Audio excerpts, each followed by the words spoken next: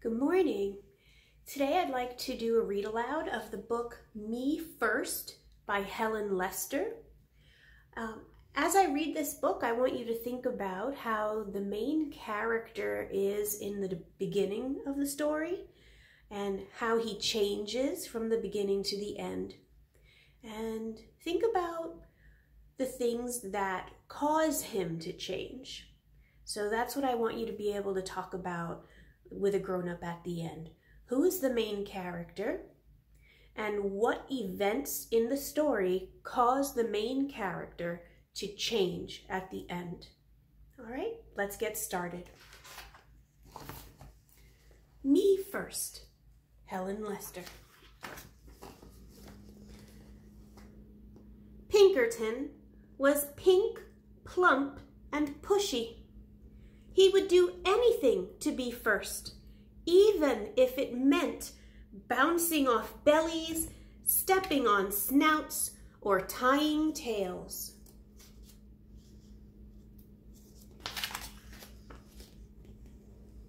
"Me first," he cried when he had been last in line and finished first down the slide.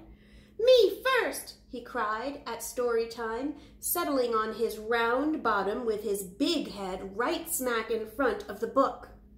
And every day in the school troughateria, "Me first," rang out, and there was Pinkerton.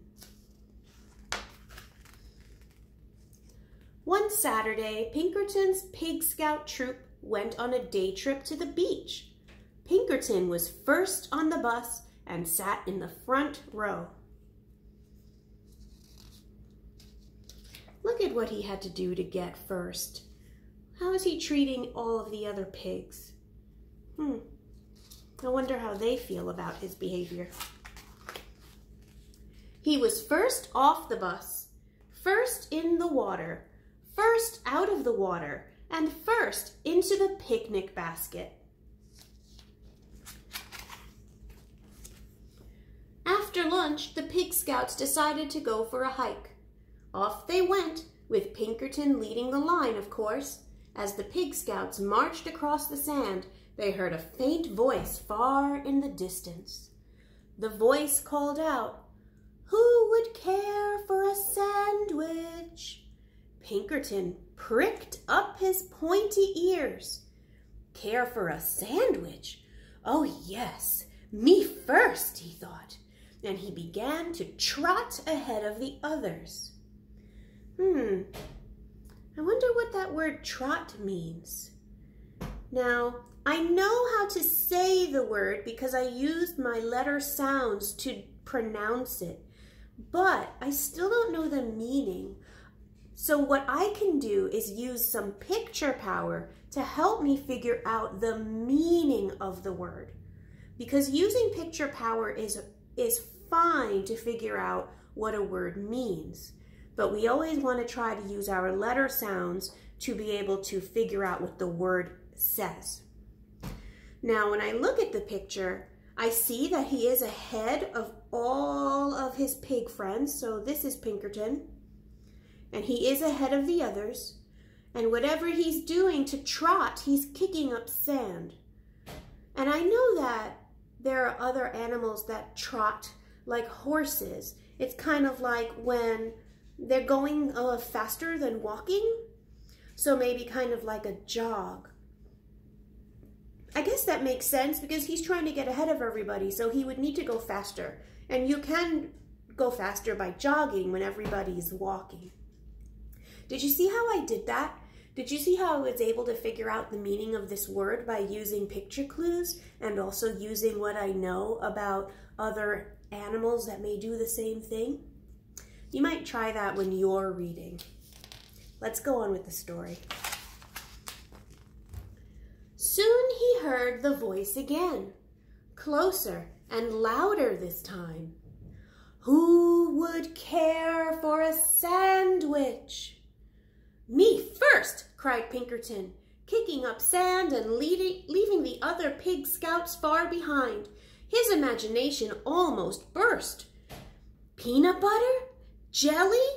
2 tomatoes? 7 pickles? A slab of cheese? a blob of mayo, a big smear of mustard, all for me first. Look at what he's imagining. Who would care for a sandwich? That voice must be getting louder because it's all in capitals down here. Now, at a full gallop, Pinkerton shrieked, "Me first!" Over a sandy hill he flew and kerplop! He landed face to face with a small creature, with a bump on her nose and fur on her toes. "Am I glad to see you," she cackled. "I sure could hear you coming. Me first, me first, me first. I guess you really would care for a sandwich." "Oh, yes, indeed," replied Pinkerton. He jumped up and down so fast his teeth jiggled. "Good," cackled the small creature. Pinkerton waited. 1 second, 2 seconds, 3 seconds. "Well?" he asked. "Well, what?" replied the small creature. "The sandwich," begged Pinkerton. "Where's the sandwich?" The small creature curtsied. "You're looking at her," she went on. "I am a sandwich, and I live in the sand. And you said you would care for a sandwich, so here I am. Care for me."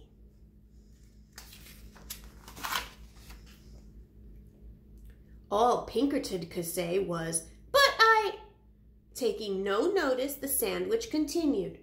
"You said me first. You wanted to be the first to care for me. Well, congratulations. Now just come along to my sand castle." Grabbing Pinkerton firmly by the sleeve, she led him around a few bends.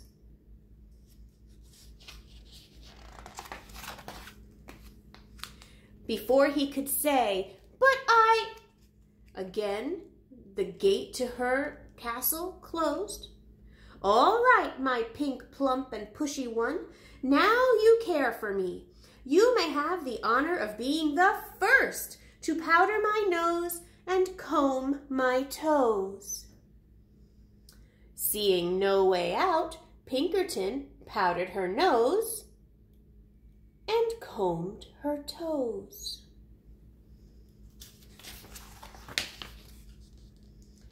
"Now," she crowed, "you may be the first to put my supper in a bucket and feed me with a shovel." Pinkerton looked around. He had no choice. He put her supper in a bucket and fed her with a shovel. Rubbing her tummy, the sandwich spoke on.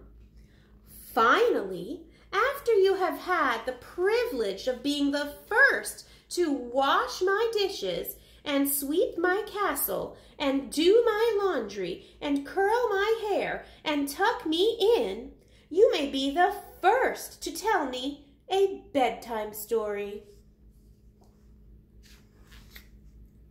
Pinkerton washed the dishes, swept the castle,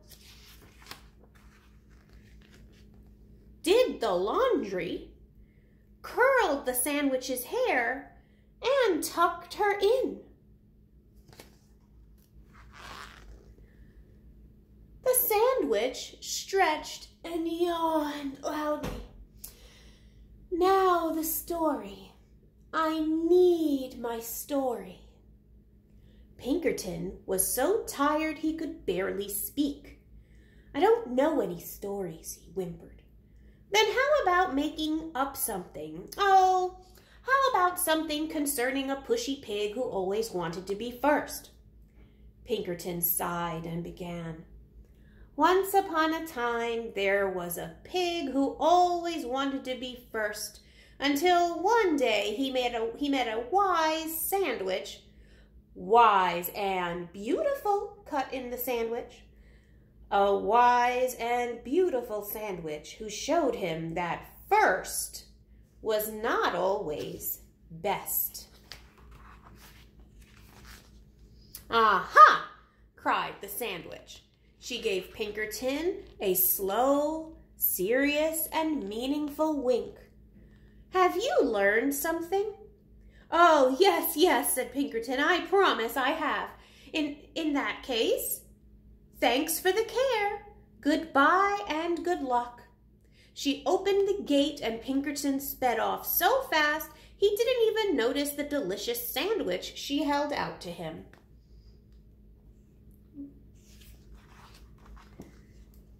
He was just in time to catch the bus. On he scooted, pink, plump, and glad to be last. I like that book. I thought it was really funny. So what do you think? Did Pinkerton change from the beginning to the end? Did he maybe learn a lesson? And what are some of the events that caused Pinkerton to change? I might say in the beginning of the story, Pinkerton was, and fill in that blank, and then say at the end of the story, Pinkerton was, then you'll have a different word. And then you could say something, I know Pinkerton changed because, and then think of 3 things that he had to do that maybe caused him to change. All right, I'll see you back with another read aloud probably tomorrow. Bye.